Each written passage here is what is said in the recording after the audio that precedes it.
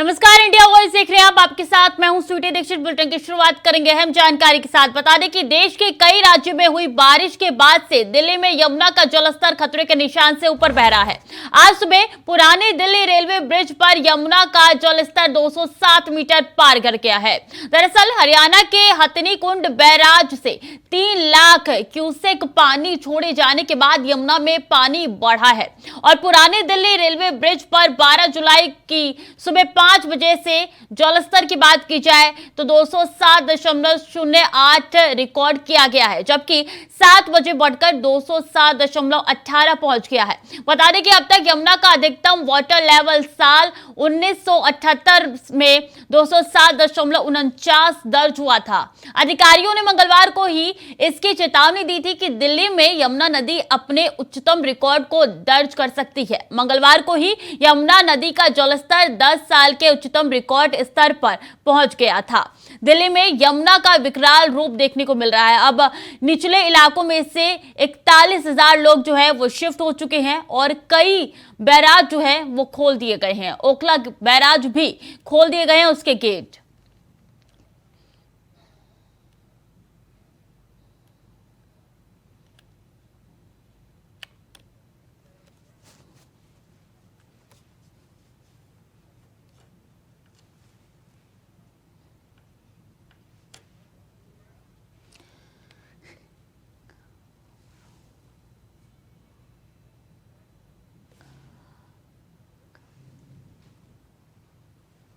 तो बता दें कि कई जगह जो है जलस्तर बढ़ा हुआ नजर आ रहा है। यमुना की बात की जाए तो जो रिकॉर्ड लेवल है वो आज काफी ज्यादा दर्ज की गई है।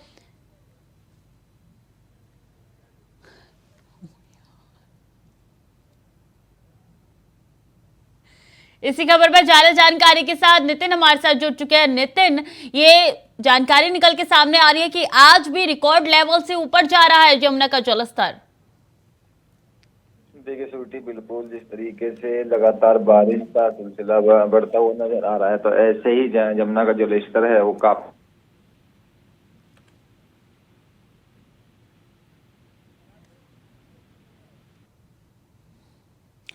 नितिन, बात की जाए तो देखिए लगातार जो यमुना के सटे हुए कई इलाके हैं वहां पे जो पानी है वो काफी ज्यादा बढ़ा हुआ नजर आ रहा है। लोगों को काफी दिक्कतों का सामना करना पड़ रहा है, तो लोगों की शिफ्टिंग शुरू हो चुकी है क्या?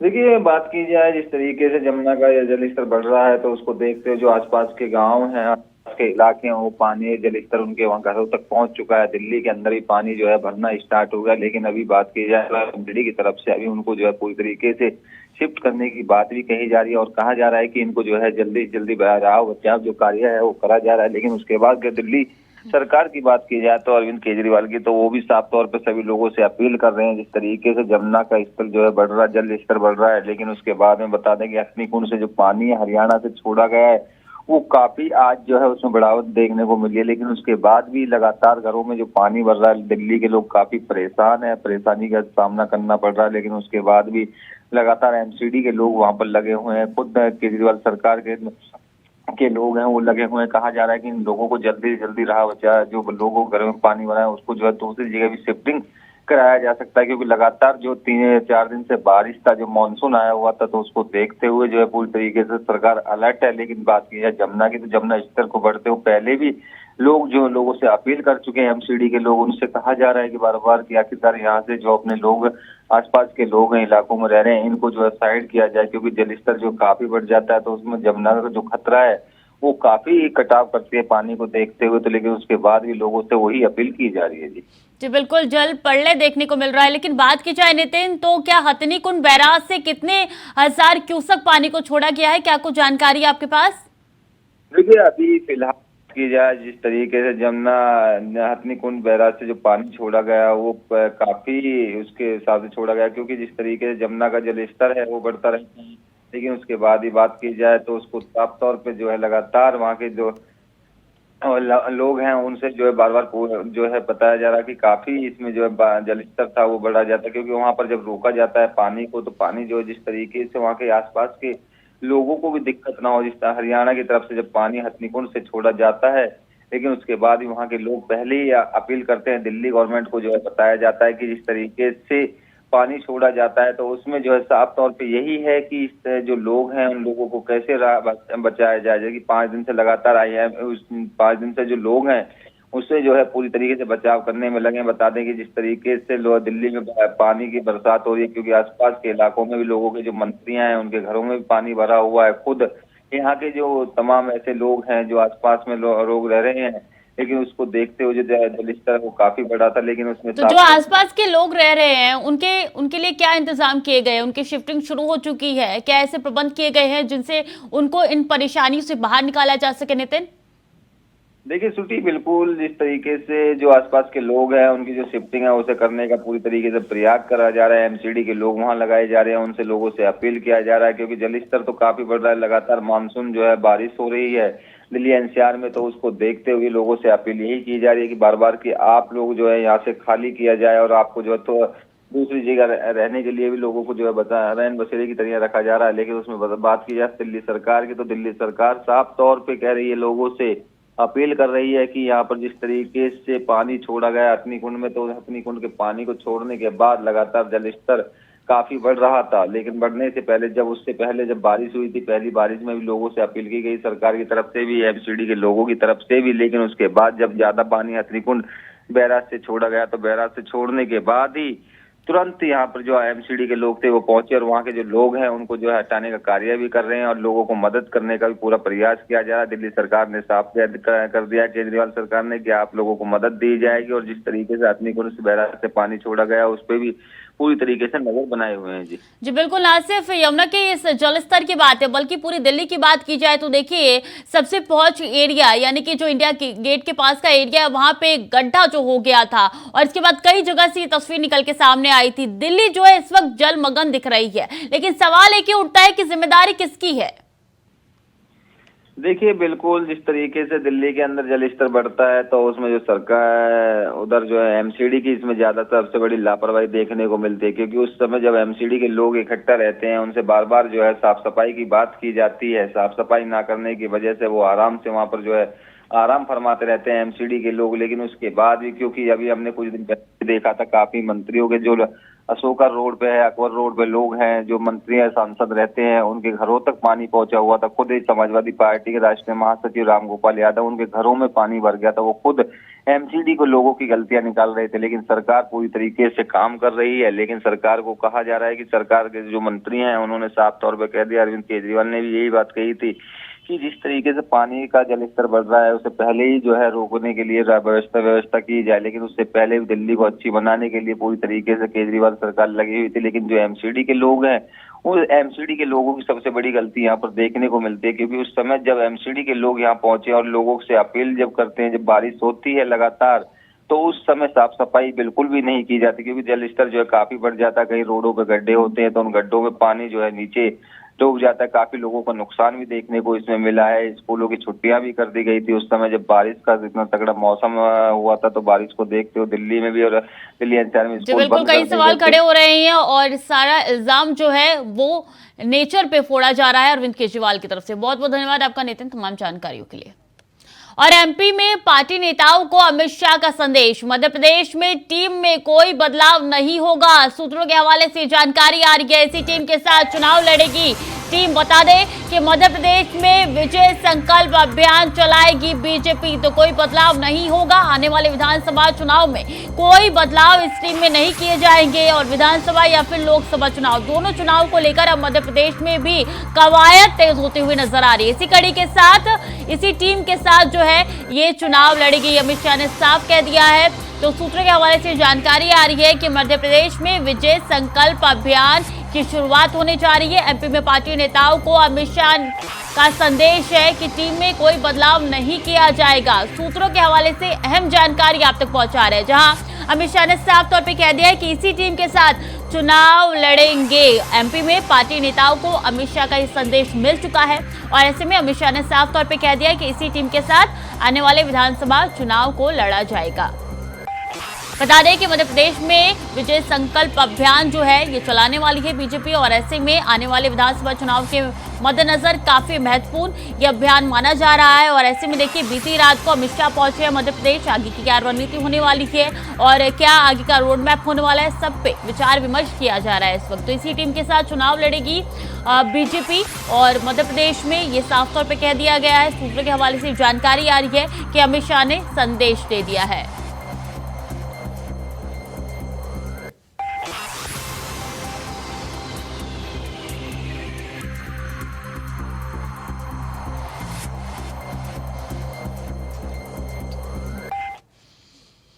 और हरिद्वार में कांवड़ियों का उत्पात, कांवड़ियों ने की तोड़फोड़। बता दें कार से टक्कर लगने के बाद ये तोड़फोड़ की गई है। गाड़ी में तोड़फोड़ का वीडियो सामने आया है, कार मालिक के साथ भी मारपीट की गई है। तो कांवड़ियों ने उत्पात मचाया है, तोड़फोड़ की है गाड़ी में। बता दें कि निरंतर तोड़फोड़ किए जा रही, वो तस्वीर निकल के सामने आ रही है और सोशल मीडिया पे भी ये तस्वीर काफी ज्यादा वायरल हो रही है। कई लोग तो ऐसे कह रहे हैं कि इंडिया वाला फ्रांस है, और इन उत्पत्तियों को आप देख लीजिए, तस्वीरों में साफ तौर पे नजर आ रहा है किस तरीके से गाड़ी को लगातार तोड़ा जा रहा है। तो कांवड़िये की तस्वीर आपके साथ साझा कर रहे हैं। गाड़ी में तोड़फोड़ का वीडियो सामने आया, ये वीडियो सोशल मीडिया पे इस वक्त वायरल है। तो हरिद्वार का वीडियो आपके साथ साझा कर रहे हैं। कार से टक्कर लगने के बाद कार में तोड़फोड़ की गई है। देखिए कितनी बड़ी तादाद में यहाँ पे कांवड़िये नजर आ रहे हैं जो लगातार कार के ऊपर हमला कर रहे हैं, तोड़फोड़ की जा रही है। बता दें कि टक्कर के बाद ये तोड़फोड़ की गई है।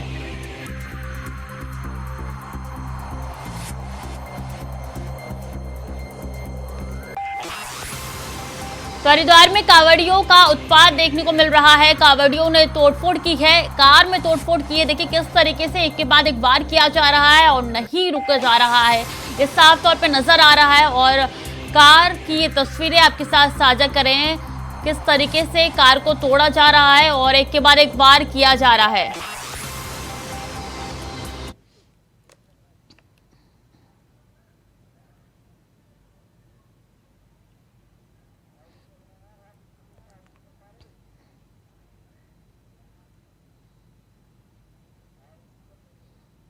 तो ये तस्वीरें आपके साथ साझा कर रहे हैं। देखिए किस तरीके से यहाँ पे कार को कितनी मशक्कत के साथ तोड़ा जा रहा है, कितनी मजबूती के साथ तोड़ा जा रहा है, साफ तौर पे नजर आ रहा है। मामूली टक्कर के बाद ये पूरा विवाद हुआ और इसके बाद जो कांवड़िया है वो कार को तोड़ने में जुट गए, और कितनी भारी संख्या में आपको ये कांवड़िया कार को तोड़ने में नजर आ रहे हैं। और ये देखिए कोई आगे से तोड़ रहा है, कोई पीछे से तोड़ रहा है, और कितनी ज्यादा मजबूती के साथ कार का बोनेट जो है वो खाड़ फेंका है, और इसके बाद नारे भी उनकी तरफ से लगाए जा रहे हैं। तो देखिए किस मजबूती के साथ कार को तोड़ा जा रहा है। बता दें कि मामले से विवाद के कारण, टक्कर के कारण ये कार को तोड़ा जा रहा है और कांवड़ियों की तरफ से ये तोड़फोड़ की जा रही है।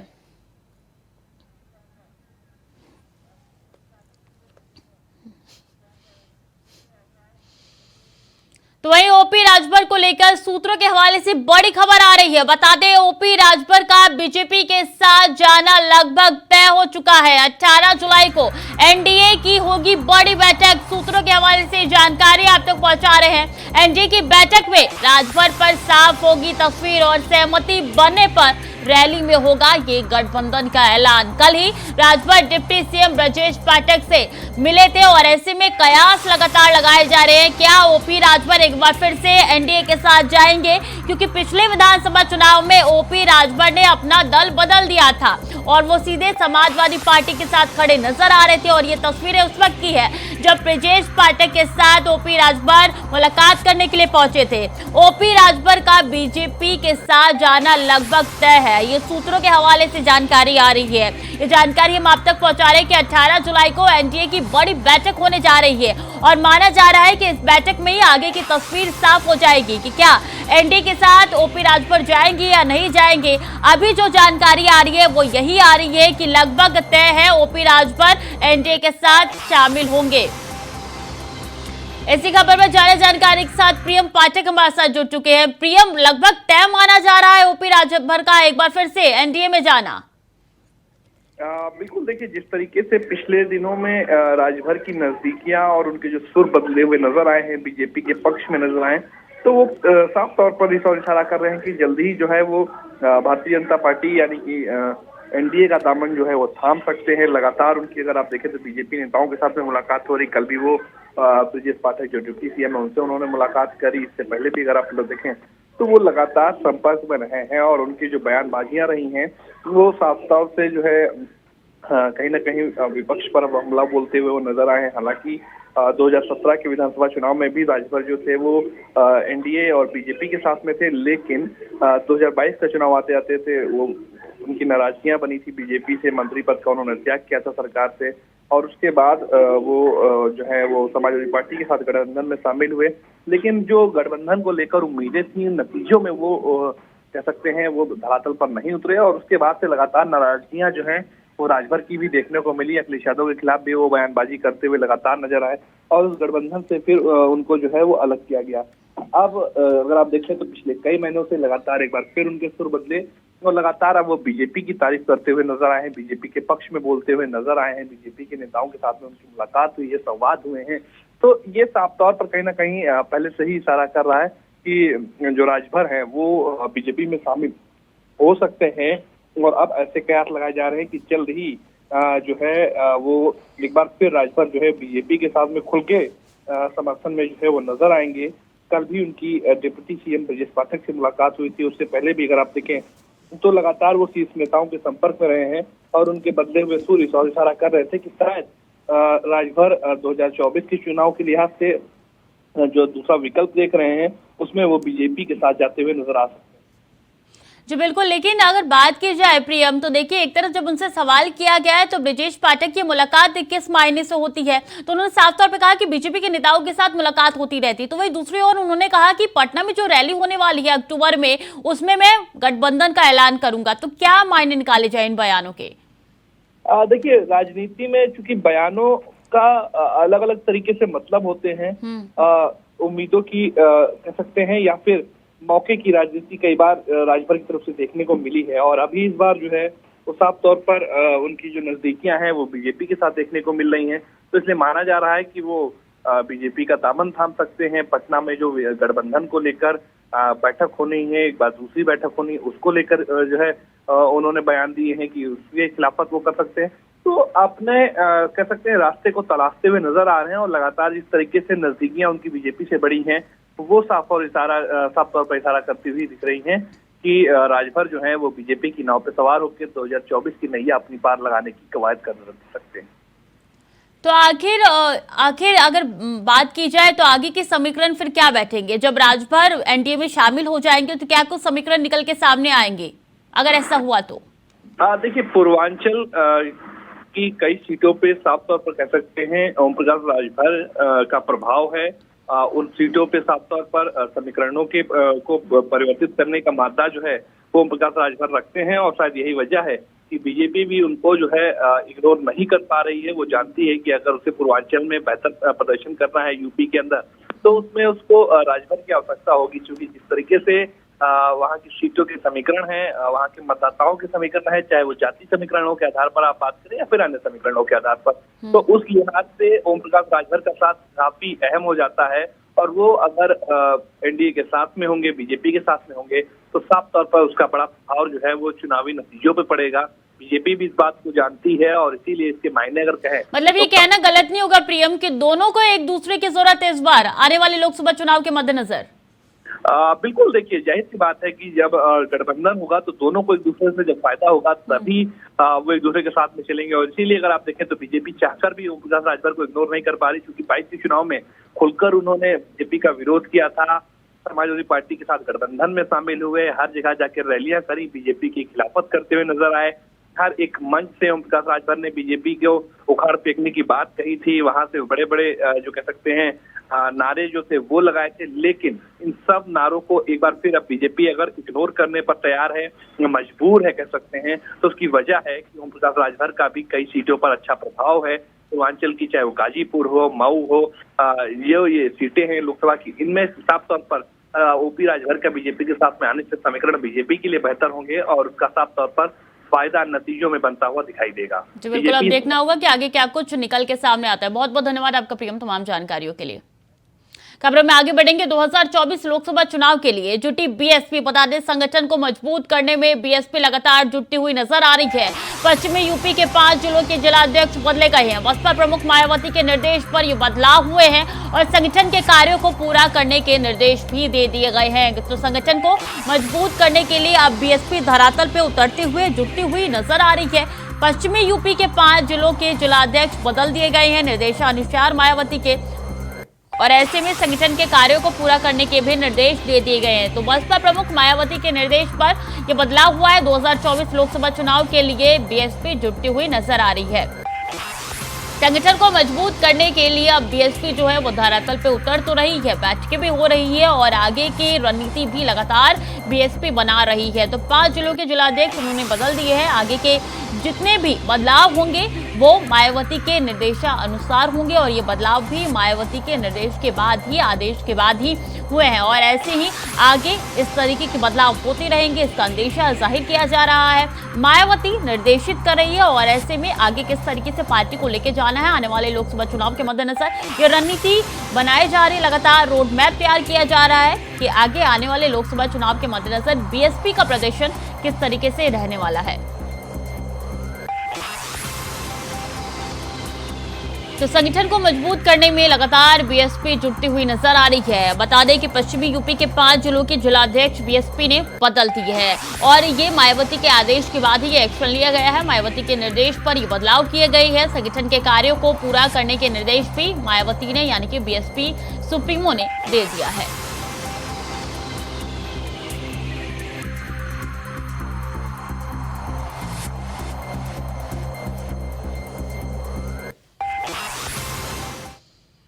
वहीं लखनऊ से अहम जानकारी आ रही है, जहां अगस्त के पहले सप्ताह में ही हो सकता है सत्र। बता दें, अगस्त में हो सकता है विधानमंडल का मॉनसून सत्र। सूत्रों के हवाले से जानकारी आ रही है, मॉनसून सत्र में सरकार लाएगी अनुपूरक बजट। कुछ अध्यादेश समेत महत्वपूर्ण विधेयक भी इस मॉनसून सत्र में पेश होंगे और संसदीय कार्य विभाग ने मॉनसून सत्र की शुरू की है तैयारी। 4 से 5 दिन का हो सकता है ये मॉनसून सत्र का प्रस्ताव कैबिनेट में भी हो सकता है पेश। मुख्यमंत्री योगी आदित्यनाथ की अनुमति के बाद ये पेश किया जाएगा सत्र का प्रस्ताव। तो बता दें कि कुछ अध्यादेश भी इसमें लाए जा सकते हैं मॉनसून सत्र में और बता दें कि कैबिनेट में भी इसकी चर्चा हो सकती है। अगस्त के पहले सप्ताह में यानी कि अगस्त की शुरुआत में हो सकता है विधानमंडल का मॉनसून सत्र और इस सत्र में सरकार अनुपूरक बजट लेके आएगी। सीएम योगी की अनुमति के बाद से ये बजट पेश होने जा रहा है और जब सत्र की शुरुआत होगी तब ये बजट पेश होगा। कुछ अध्यादेश समेत महत्वपूर्ण विधेयक भी इस मॉनसून सत्र में जो है वो पेश किए जा सकते हैं। इसमें संसदीय कार्य विभाग ने मॉनसून सत्र की तैयारी अभी से शुरू कर दी है। माना जा रहा है कि अगस्त के पहले सप्ताह में ये सत्र पेश किया जाएगा।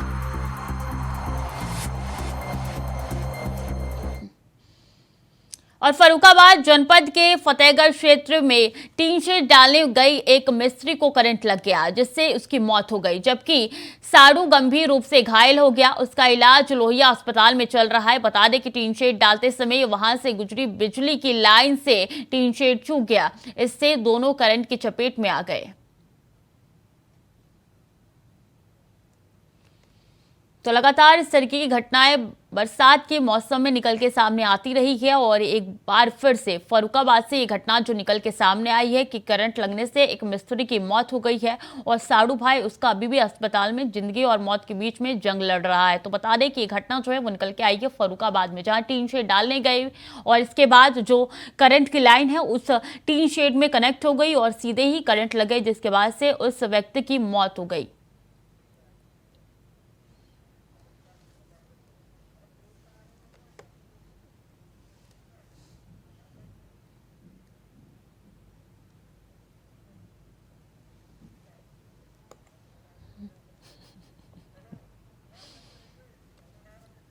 तो फिलहाल के लिए बुलेटिन में इतना ही। खबरें लगातार जारी है, देखते रहिए इंडिया वॉइस।